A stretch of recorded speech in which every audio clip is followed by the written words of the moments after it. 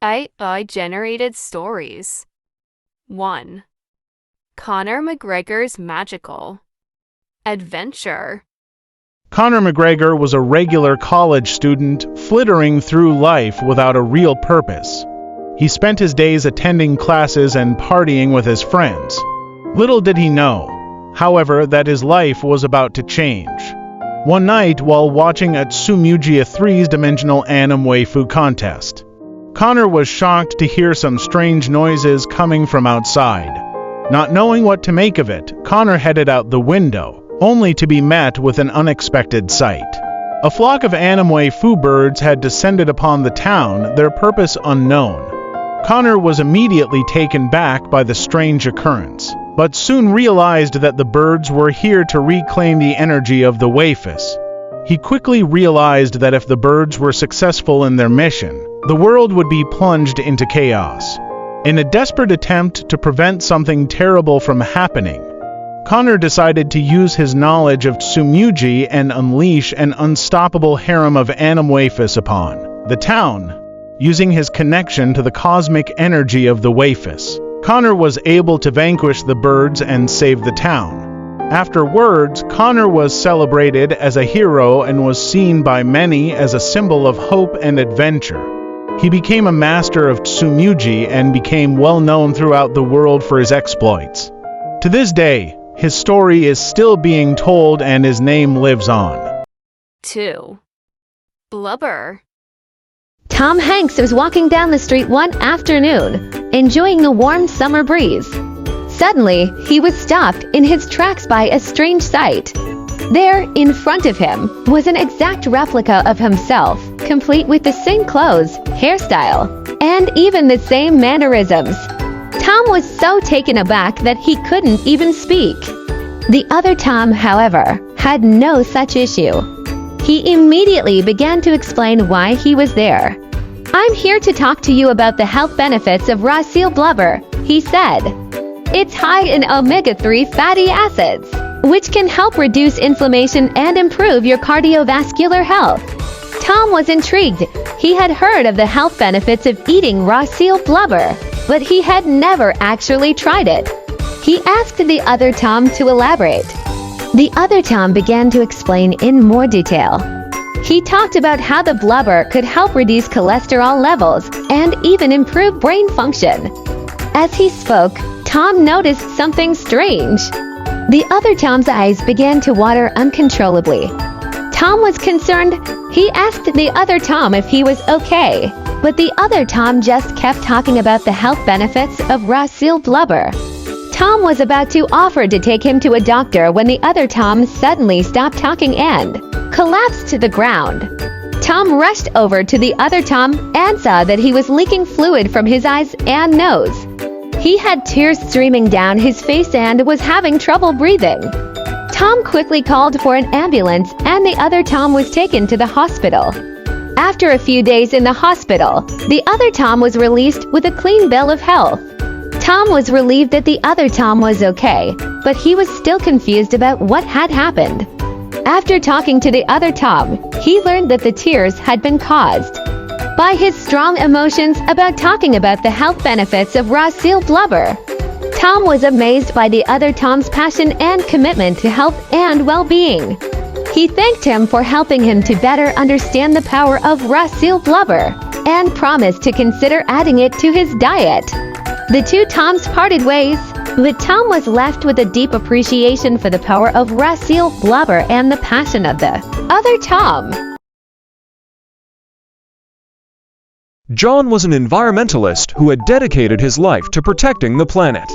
He was passionate about preserving the natural environment and had devoted himself to the cause.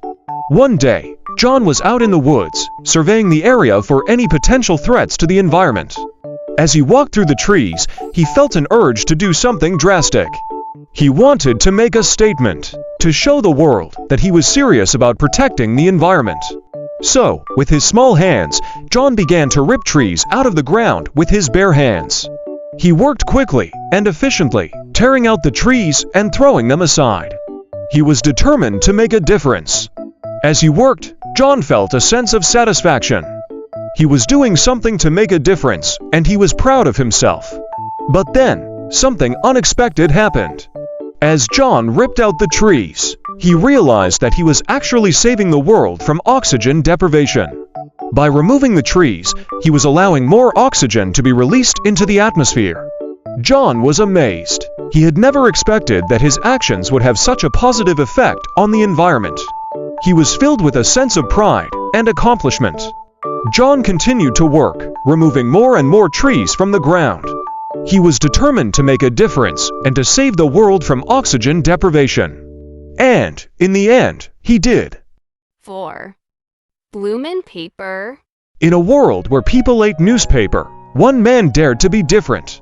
His name was John, and he was a rebel with a cause. He refused to eat the paper like everyone else, instead opting for a more traditional diet of fresh fruits and vegetables. John was an oddity in his community, but he didn't care. He was content with his life and his choices. He was also content with his unique scent, which smelled like fresh pastry.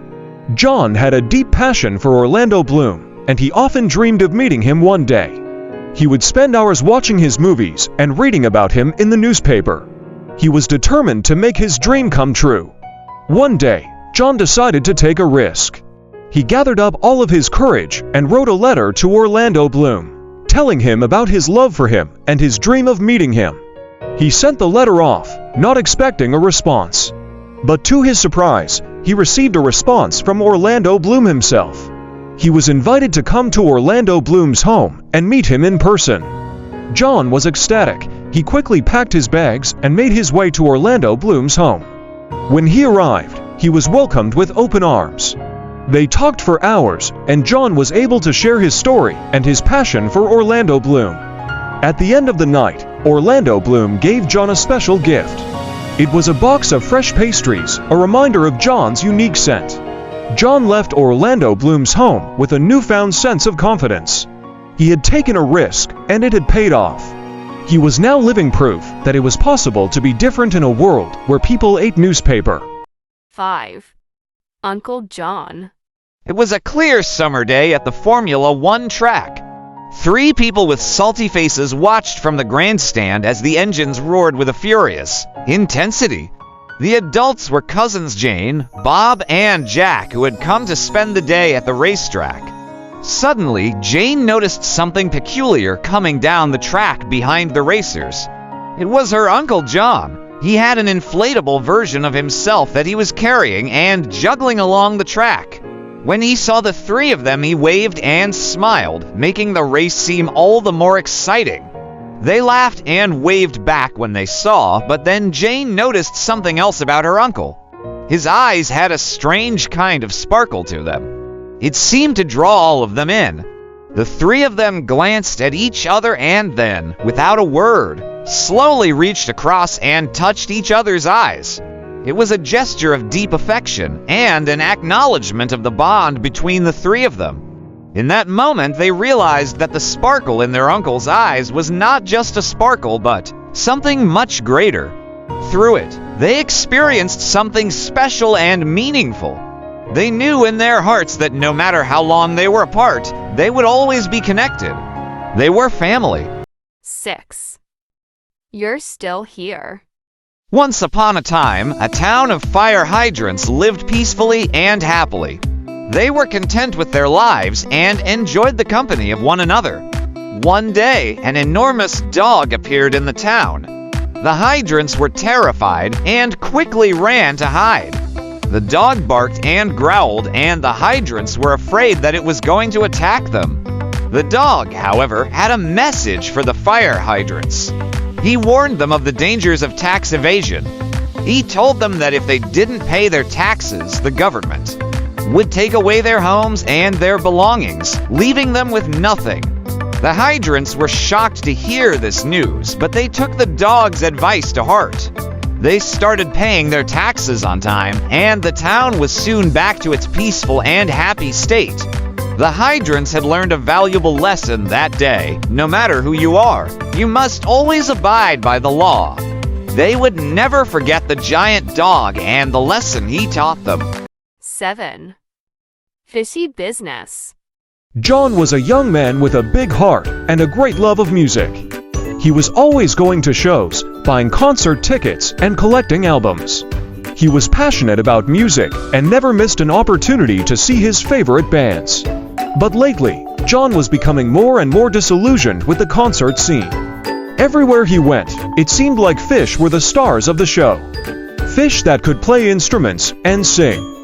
Fish that could rock the house down. John was fed up. He thought the whole thing was a joke. He was convinced that the only way to save real music was to take a stand. He decided to start small and take matters into his own hands. John began by organizing his own private concerts in his apartment. He would invite his friends over, and they would listen to music and talk about how the show was different from the ones with Fish. John was also determined to make sure his sister wouldn't fall prey to the Fish rock epidemic. He knew that the only way to do that was to make sure she had access to real music. So he decided to take all his DVDs and neatly stack them in her room. John had a plan, and he was going to make it happen. He wanted to show the world that real music was still alive and kicking. He was going to put an end to the Fish rock madness. Little did he know, his simple act was about to spark a major revolution. 8. Snoot Boopers. John and Tom were two friends who had an unusual hobby. They loved to boop snoots. Every weekend, they would take long walks around town, looking for any dog whose snoot they could boop. But one weekend, they found a particularly interesting pup. As soon as they saw it, they just had to boop its snoot. But the moment they did, the dog started vibrating violently and became very upset. It tried to run away, but they kept following it. The men were perplexed. They had never seen a dog react this way. When they finally managed to catch the pup, they noticed a strange glowing coming from it. It was then that they realized the pup was actually an Odinson, a type of spiritual being who is capable of many magical powers. The two men were scared at first, but eventually found the courage to help the Odinson return to its home. As a reward, the Odinson thanked the two men with a special fireman's badge. It turns out John and Tom were firemen on the weekends. They never expected to find something like this hidden in an ordinary pup. From that day on, John and Tom looked forward to their weekend walks around town, always on the lookout for any magical surprises that they might encounter. 9. WTH Patricia. Patricia was an avid collector of boops, hoops, joops, and gloops. She had always found joy in gathering various shapes and sizes of the objects. And when she heard of the new rule that stated all boops must be hoops and some joops must be gloops, she was excited to see the new combinations she would create. Patricia quickly set to work and spent the day sorting, matching, and pairing the objects into their newly defined categories. But when she finished, she noticed that the gloops and hoops were distributed evenly around the room, yet none of them were touching one another. This made Patricia quite puzzled, and she couldn't help but wonder why. To help her figure out the mystery, Patricia decided to measure the length of her eyebrows. As she had heard the old proverb, eyebrows come in all shapes and sizes, and they can tell a lot about a person. So, Patricia got out a ruler and measured the length of her eyebrows. To her surprise, they were exactly the same length as the space between each hoop and gloop. Patricia realized that she had been given a sign. It was clear that the universe was telling her that the distance between the gloops and hoops was a special sign and that it should not be disturbed. Patricia smiled, understanding the message that had been sent to her. She put her ruler away and vowed to never meddle with the gloops and hoops again. From that day forward, Patricia swore to always respect the space between the gloops and hoops, and never to question the mysterious power of the universe. 10. What? It was a normal day for Harry, Ron, and Hermione when they decided to take a break from their classes at Hogwarts to sit down in Hagrid's hut. Little did they know it would prove to be an unforgettable experience. Harry, Ron, and Hermione were welcomed by the friendly giant, Hagrid. He offered to brew them some tea, and the trio happily accepted. Hagrid's hut had only one room, with an old cot a couple of chairs, and a small, dilapidated table. He offered them the chairs and told them to make themselves comfortable while he went to make the tea. What happened next astonished the three. Apparently, Hagrid hadn't been aware that the chairs he had offered them were actually a makeshift toilet. Instinctively, the trio jumped out of their seats to find Hagrid staring in disapproval. It was clear that Hagrid had always held an intense dislike for them. While he was known to be friendly and helpful, this was the first time they had seen such hatred on his face. It was an awkward situation to say the least, and none of them knew what to say or do. After a few moments of uncomfortable silence, Ron nervously started to undo his pants. Surprised, Harry and Hermione looked away, embarrassed to be there. But before they could fully react, they heard a loud thump, as Ron had just emptied his bowels onto the rickety wooden chair that Hagrid had offered them to sit on earlier.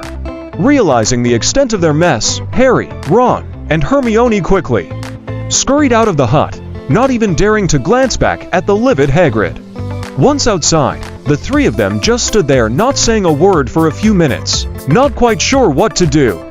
Eventually, they composed themselves and quickly made their way back to the safety of Hogwarts. To this day, the trio never speaks of this embarrassing experience. But one thing is certain, they know to never, ever, sit on a chair offered by Hagrid. Thanks for watching.